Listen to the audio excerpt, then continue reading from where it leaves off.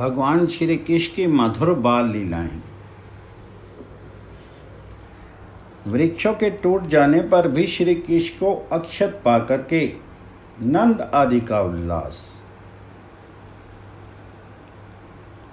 यह नंद आदि गोप जो वहां गए हुए थे, वे वृक्षों के गिरने की जो ध्वनि हुई उसे सुनकर के सब के सब भय शंकित होकर के श्याम सुंदर को कुछ हो ना गया हो ऐसा सोच करके भागे और आकर के देखा वृक्षों को गिरे हुए, तो बड़ा विस्मय हुआ कि ये गिर कैसे, ये कैसे गिरे।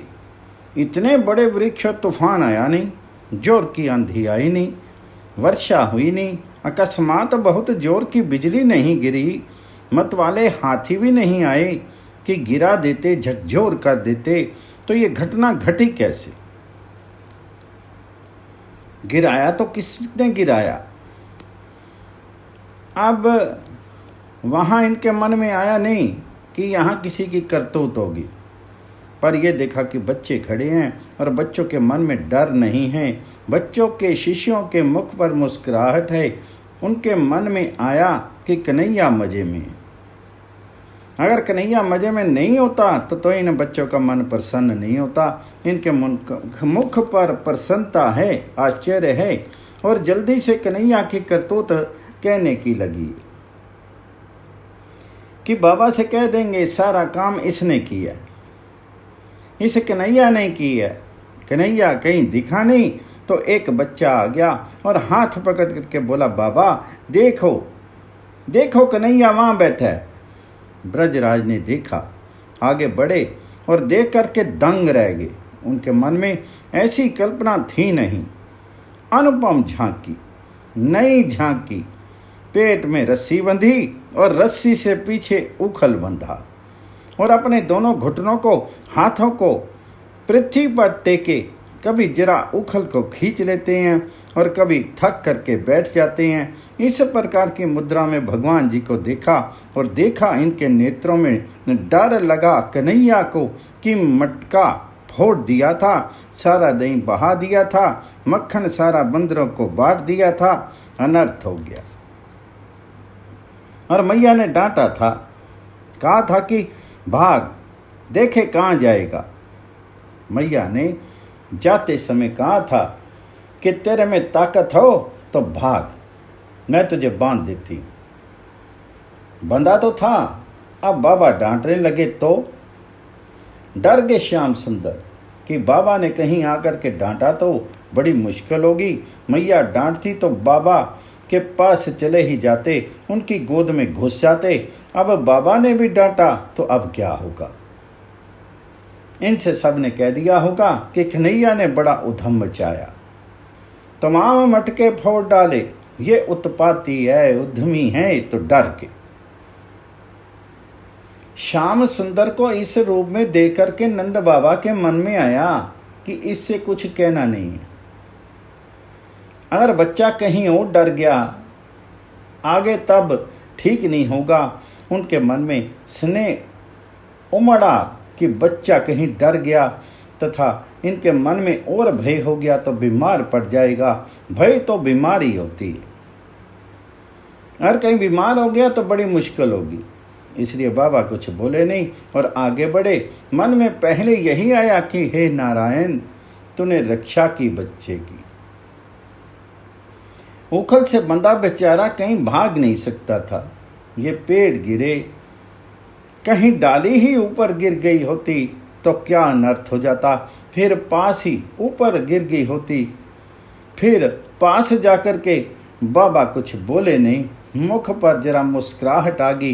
बाबा ने सोचा कि बच्चा कहीं डर ना जाए तो देख करके हंस दिए। श्याम सुंदर ने देखा कि बाबा हंस रहे हैं, खींचेंगे नहीं, मारेंगे नहीं। अब ये उदास से हो गए कि मैया ने बांध दिया।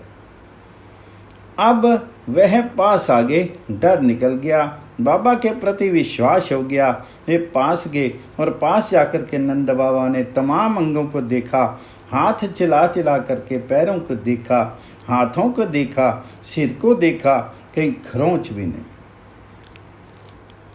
बोले, डरा तो नहीं? ये बोले बाबा डर तो नहीं, पर मैया ने बांध दिया। बाबा ने मानो सुनी नहीं बात कि मैया ने बांध दिया।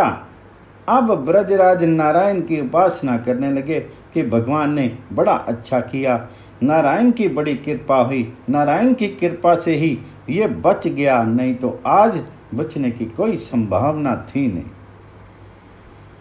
आप सोचने लगे कि फिर ये वृक्ष गिरे कैसे? इनके गिरने का कोई कारण होना चाहिए। ये वृक्ष गिरे क्यों? उनके मन में बड़ा आश्चर्य हुआ कि कहीं किसी महाबली दैत्य का उत्पात तो नहीं है, किसी दानव ने यह बात तो नहीं कर दी। ये तो बेचारा उखल से बंधा है। इतने में जब बच्चों ने देखा कि बाबा तो राजी हैं, उनके मन में गुस्सा नहीं है, वे हम पर और श्याम सुंदर पर खींचेंगे नहीं। हम कह देंगे कि बाबा हम क्या करें, मैया ने बांध दिया तो हम कैसे बचावें? तब बाबा हम पर प्रसन्न होंगे। एक बच्चा आया और कहा बाबा बाबा हमारी तो सुनो। बोले क्या बात है?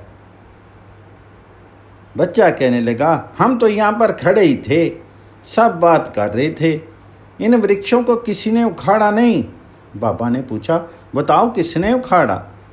उसने कहा बाबा इस कन्हैया ने इस वृक्षों को उखाड़ दिया। कन्हैया ने कैसे उखाड़ दिया? बाबा कहने लगे, कहा बाबा हम तो साथ थे, यद्यपि मैया का डर था कि मैया मारेगी, पर हम छुप छुप कर साथ रहे। इसने कहा हमसे कि हमको खोलो, तो हमने बड़ी चेष्टा की, परंतु गांठ खुली नहीं। और ये बेचारा छोटा, इसके नन्हे नन्हे हाथ हैं, इसके हाथ पीछे किया तो इसके हाथ नहीं पहुँचे गांठ तक। इसने कहा एक काम करो, तुम पीछे से धक्का दो, मैं खींचता हूं उखल को, और इसको जाकर के फंसा दें किसी तरह अर्जुन के पेड़ों में, तो झटके से रस्सी टूट जाएगी, फिर अपने भाग चलेंगे। बाबा हमने धक्का दिया पीछे से और इसने खींचा। बाबा ये बड़ा चतुर है। बाबा इसने क्या किया कि पास जाकर के उखल को पेड़ों के बीच में ले गया और उखल तिरछा हो गया और अटक गया, तो इसने एक झटका दिया, खींचा तो पेड़ टूट गए। बाबा हंसने लगे कि देखो बच्चे कैसा कहते हैं। इतने में मधुमंगल ने कहा बाबा एक और खेल हुआ। इन पेड़ों में से दो देवता निकले और बाबा वे जल रहे थे आग की तरह। हम तो देख करके डर गए कि आग कहाँ से निकल आई, और आग में दो आदमी भी थे, बड़े लंबे चौड़े से, और उन्होंने तमाम क्या पहन रखा था कि वह चमचमा रहा था। उनकी देह चमचमाती, उनके गहने चमचमाते थे। ये देव निकले और निकल करके कन्हैया के चरणों पर गिरने लगे। कन्हैया हंसता और वे उसके चरणों पर गिरते। बाबा हमको समझ में आया नहीं, और वे बहुत देर तक कन्हैया के साथ खड़े होकर के गीत गाते रहे। फिर बाबा इस कन्हैया ने हाथ नचा नचा करके कुछ बातें कही।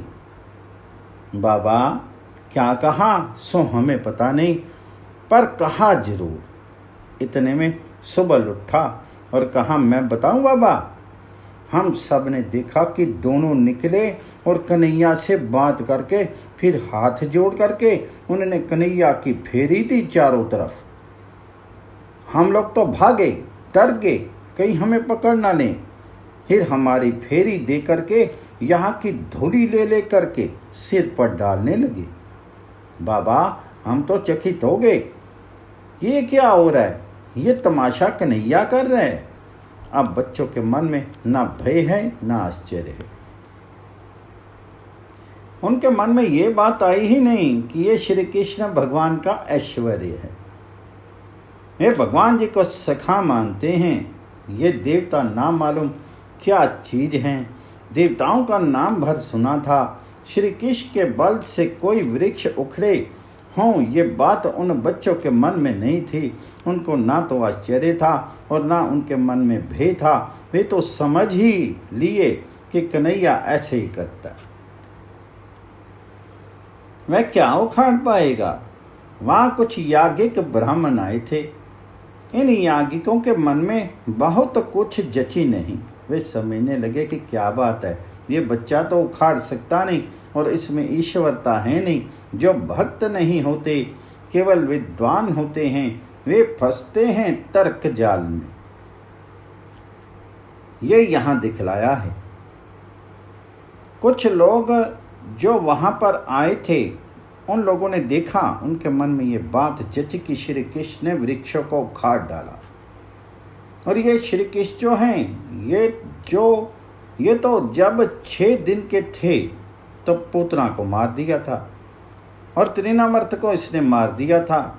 ये बात तो सुनी हुई थी, इसलिए शायद कुछ हो भी, पर ये तर्क वितर्क में पड़े रहे। उनके मन में कोई बात सिद्ध हुई नहीं, वे तर्क में ही रह गए। कहते हैं कि जो भगवान जी के संबंध में तर्क करते हैं, वे तर्कों में ही रह जाते हैं। उनका तर्क का तार कभी जुड़ता ही नहीं है, फंसे रहते हैं।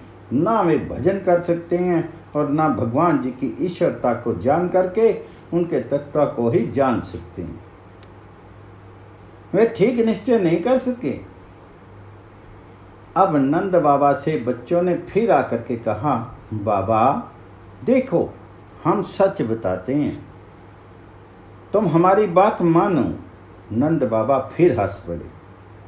उपनंद आदि हंसे और बोले, हाँ बच्चों, तुम ठीक कहते हो, कन्हैया ने कर दिया। उन्होंने सोचा कि बच्चों को बहला दें, भुला दें कुछ कह करके। भूल तो आप रहे हैं। अब वे आगे बढ़े। नंद बाबा को विषाद हो गया कि यशोदा से ऐसा काम हुआ कैसे। इस कोमल से बच्चे को यशोदा ने उखल से बांध दिया। कहाँ उखल का भार और कहाँ रस्सी और कहाँ कोमल कोमल नरम नरम रेशम सा इसका पेट। नेत्र छल छल करने लगे, आंसू बाहर आए, पर सोचा कि अभी ठीक नहीं, समय के अनुसार ही नाट्य होना चाहिए। अभी यदि आंखों में आंसू आ गए तो बच्चे कहेंगे, बाबा रोता क्यों है। कन्हैया के मन में वेदना होगी और कहीं ब्रजेश्वरी को मालूम हो गया कि नंद बाबा को दुख हुआ तो सभी शोक में डूब जाएंगे। ब्रजेश्वर ने अपने भावों को छिपाए रखा, हंसने लगे, वेदना छिपा लिए और धीरे से हाथों को आगे बढ़ा करके हंसते हुए बंधन खोल दिए, ऊखल को खोल करके अलग कर दी। अब भगवान के नेत्रों से अश्रु का प्रवाह बह चला।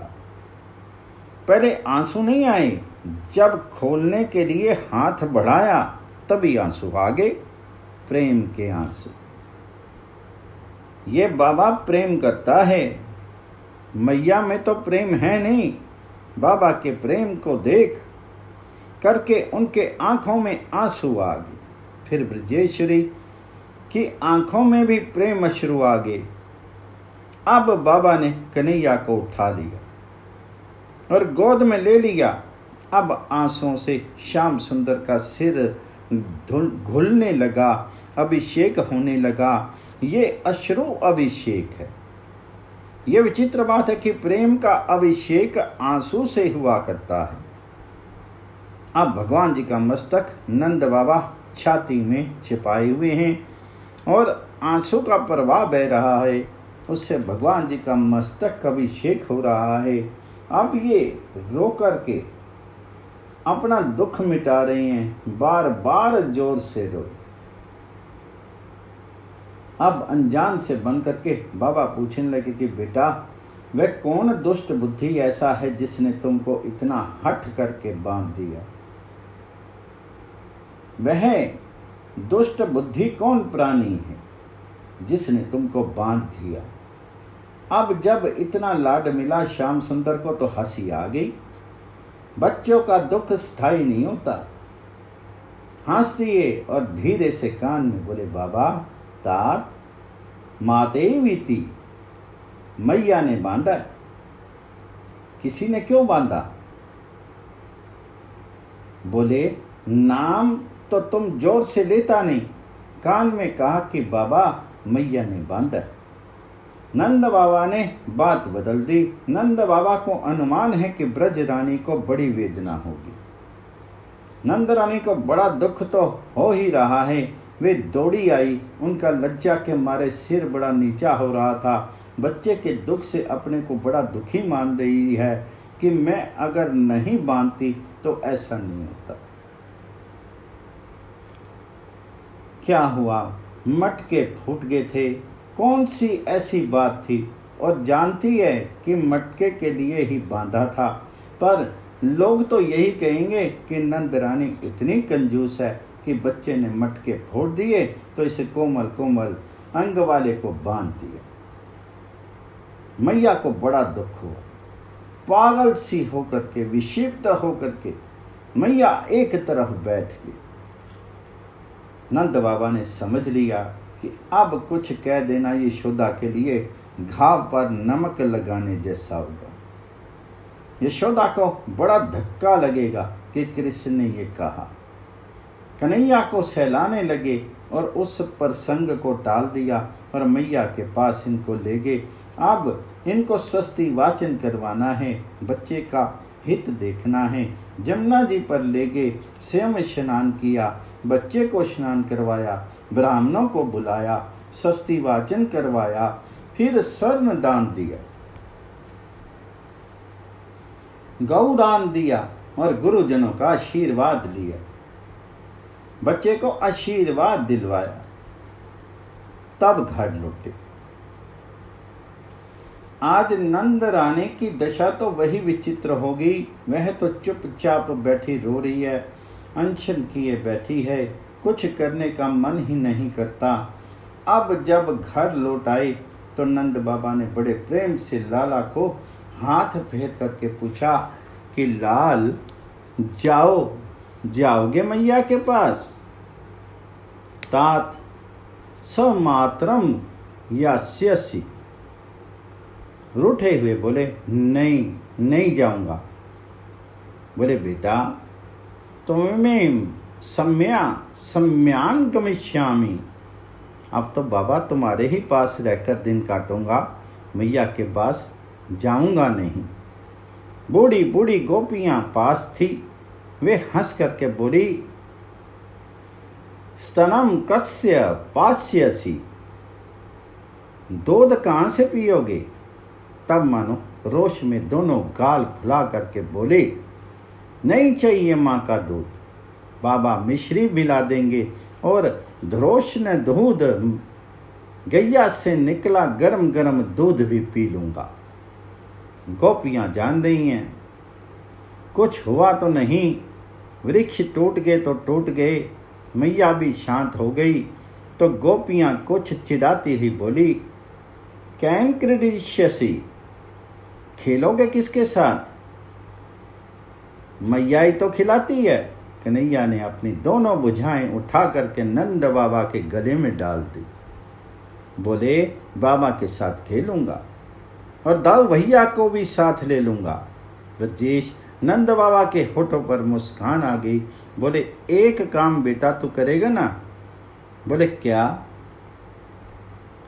बोले, दाऊ की माँ रोनी है, उसके पास जाने में क्या हर्ज है? बोले, ना, उसके पास भी नहीं जाऊंगा। रोष आ गया। बोले, मैंने उसको भी पुकारा था, रोनी मैया मैया, छोटी मैया, मैया मुझे बांध रही है, मैया तो आई नहीं। बोले, मुझे छोड़ करके भाग गई तो मैं उसके मन पास भी नहीं जाऊंगा। अब भगवान की बात सुन करके रोहिणी की आंखों में भी आंसू आ गए। आंचल से आंसू पोंछती हुई बोली, लाल, इतना कठोर कैसे हो गया? देख, माँ तेरी दुखी हो रही है, रो रही है। उन्होंने सुना ही नहीं और नंद बाबा की आंखों में भी आंसू आ गए। ब्रजराज के आंखों में आंसू आ गए। यशोदा रानी की चर्चा करते हुए ब्रजराज ने कुछ देर तक लाड लडाया। इतने क्षणों में अपने बंधन के दुख को भूल गए श्याम सुंदर।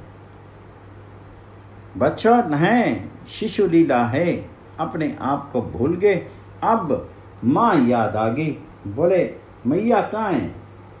अब मानो मैया का वियोग असह्य हो गया। रोहिणी सन्मुख खड़ी थी तो भगवान ने देखा कि यह मैया ही होगी तो चढ़ गए गोद में। बोले छोटी मैया बता मेरी मैया कहाँ है, वहां ले चलो मुझको। यही बार बार बोले। कुत्र में माता तत्र गम्यताम। रोहिणी जी तुरंत लेगी नंद रानी के पास। श्याम सुंदर अपनी माँ के पास आ गए। माँ यशोदा को मन में बड़ी शंका कि कहीं ना बोला तो। अब उनके मन में भाव दूसरा जाग गया। वे रोहिणी जी की गोद से उतर करके माँ के कंठ को दोनों हाथों से पकड़ कर लिए। माँ के कंठ हार बन करके झूलने लगे। अब देखा मैया ने कि ठीक है कोई बात नहीं, ये बड़ी सुंदर झांकी है। कहते हैं कि माता की ठोडी भगवान जी के मस्तक का स्पर्श कर रही है और माता की आंसू से भरी आंखें हैं, गदगद कंठ है। वे अपने बच्चे का लाड कर रही है पर बोल नहीं पा रही। जैसे गाय धों धों करती है इस प्रकार से इनकी ध्वनि निकल रही है, बोल नहीं पा रही। आंखों से जल की धारा बह रही है, मानो माता का जो द्रवित हृदय है यह आंसू बन करके बाहर की ओर बह चला है। ब्रजेश्वरी का ये प्रेम भरा भाव सबको रुला देता है। जितनी वहां गोप सुंदरियां गोप रमणियां खड़ी थी सबके नेत्रों में आंसू थे। सब की सब रोने लगी। सबके हृदय में प्रेम उमड़ आया और वह आंखों के द्वारा निकल पड़ा। अब संध्या होने को आई। आकाश में तारे उगने लगे। नीलमणि के अब खाने का समय हो गया। मैया ने थाल सजाया। क्षणों में थाल में बढ़िया बढ़िया चीजें जिसको कन्हैया चाव से खाता था लाई। आज माता ने कितना दुख सह करके अपने हाथ से बनाया है। मैया आज रात से ही दूध दोहने में लगी थी। घर में नौकर चाकर थे नहीं, अब तो सब लौट आए। मैया ने सब चीजें हाथ से बनाई। थाली भी अपने हाथ से साफ की और उसमें सारा सजा करके लाला को गोद में बिठाया और कहा लाला भोग लगा लो। अब कन्हैया मैया की गोद में बैठे खा रही। बंधन खुल गया। अब जरा कलेवा करना चाहिए। आरोगत है श्री गोपाल। छठ रस सांझ बनाई जसोदा रची के कंचन थाल। करती ब्यारी निहारती हरि मुख चंचल नयन विशाल। जो भावे सो मांगी लेहु तुम माधुरी मधुर रसाल। जो दर्शन सनक आदिक दुर्लभ ते देखती ब्रज बाल। सूरदास प्रभु कहती जसोदा चिर जीवो नंदलाल। ये मधुर दामोदर लीला उखल बंधन लीला हुई। अखिल ब्रह्मांड के बहिर्मुख जीवों को जिनकी माया ने बांध रखा है वही श्री कृष्ण भगवान यशोदा मैया के रज्जु बंधन में आ गए, खोल नहीं सके। जिनकी कृपा कटाक्ष लेख मात्र प्राप्त करके जीवों का अनंतकालीन भाव बंधन छूट जाता है, वे भगवान अपना बंधन स्वयं नहीं खोल सके। नंद बाबा ने आकर के तुरंत खोल दिया। भगवान जी का बंधन भक्त ने आकर के तुरंत खोल दिया, क्योंकि बंधन भक्त का ही तो था। इस परम अद्भुत लीला में भगवान जी ने अपनी प्रेम अधीनता का रहस्य बतलाया है कि मैं कितना प्रेम के अधीन हूँ। काम क्रोध लोभ भय पलायन क्रंदन बंधन ये सब के सब भगवान जी ने स्वीकार कर ली। प्रेम अधीनता के कारण से भगवान श्री कृष्ण यशोदानंद के वात्सल्य प्रेम के मानो घनीभूत मूर्ति हैं। इस प्रकार बड़ा आनंद दिया। अब यहाँ ये रोज रोज ऐसी लीला करते हैं, कभी कुछ। बाल लीला में ये बड़े परमर्थ हैं और माताओं को बड़ा सुख देते हैं। माताओं मतलब श्री यशोदा मैया और उनके समान वे वाली बड़ी बूढ़ी गोप देवियाँ जो अपने को माता से बढ़ कर के मानती हैं।